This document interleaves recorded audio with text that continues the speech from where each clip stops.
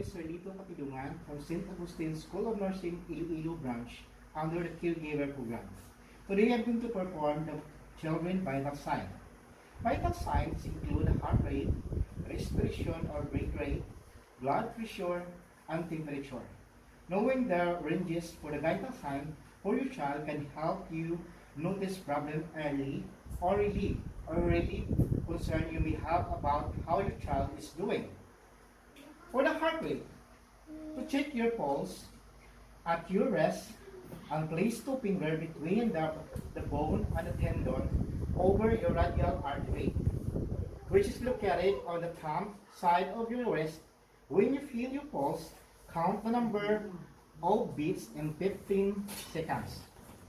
Multiply this number by 4 to calculate your beats per minute.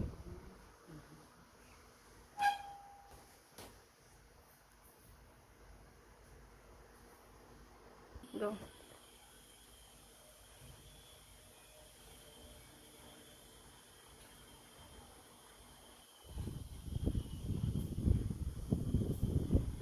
It is hard to feel the pulse in your wrist, find the artery in your neck that is just to either side of the wave 5.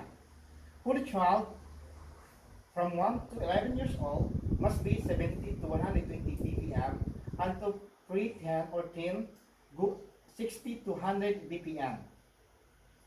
Ankara has a 72 BPM.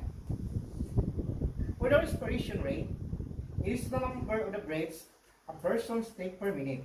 The rate is usually measured when a person is at rest and simply involves counting the numbers of breaths for 1 minute by counting how many times the chest rises.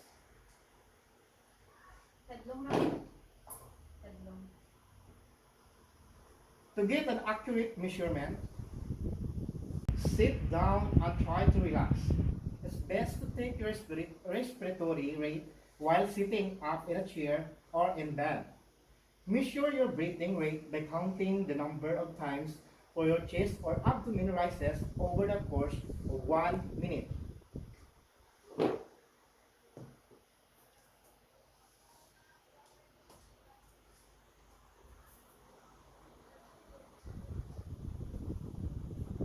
For 1 to 5 years old, must be 20 to 30 BPM, and for 6 to 11 years old, must be 12 to 20 BPM.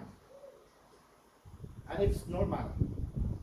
For the blood pressure, we need the materials to gather is stethoscope, manual blood pressure cuff, alcohol, and cotton balls. I'm going to perform the manual blood pressure, how to take the blood pressure in the patient.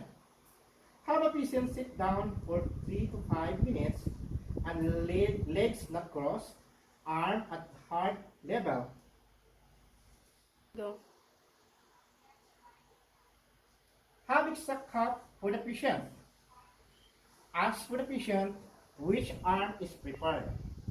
Locate the pulse by lightly pressing your index and middle finger slightly to the inside of the bend of the elbow where the brachial artery is.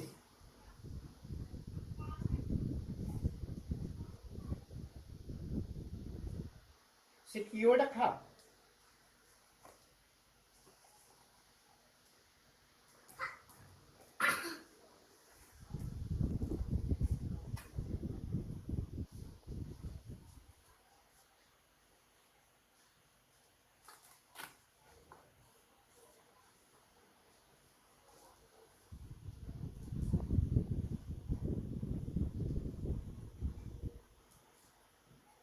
Take your stethoscope, put under the cup, make sure you hear the artery.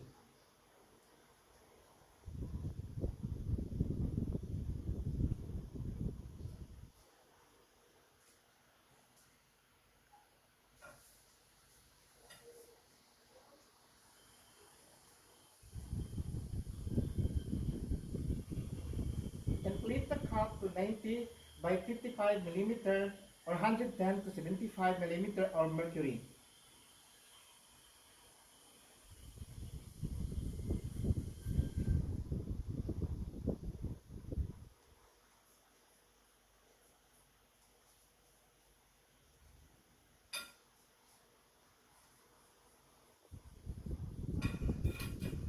Take a rubber bulb, start letting out the air slowly or very slowly when you see the needle down from 2 to 3 millimeter of mercury.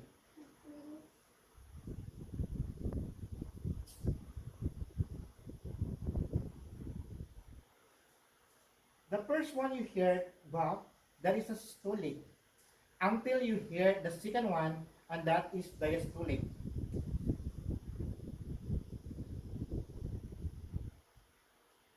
For the temperatures, there are four ways to take the temperatures. The rectal bump, ear, oral or mouth, axillary armpit. How to take temperature in axillary or armpit? The materials we need to gather: digital thermometer, cotton balls, and alcohol. For each temperature, for example, for rectal, there must be 36.6 degrees Celsius or 97.9 Fahrenheit. For air temperature, 35.8 degrees Celsius or 96.4 Fahrenheit. For oral temperatures, 35.8 degrees Celsius or 96.4 Fahrenheit, and the axillary temperature is 36.5 degrees Celsius or 97.8 Fahrenheit. Before we start, do the hand washing or sanitizing to prevent the microorganism. Clean the sensor of thermometer using the cotton balls with alcohol.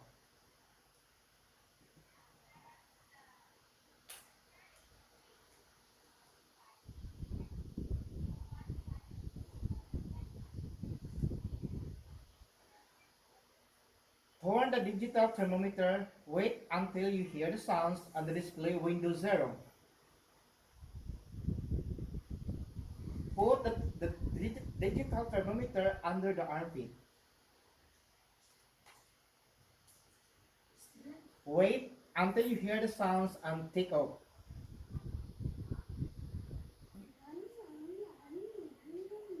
And that's the way you can check the temperature of the patient.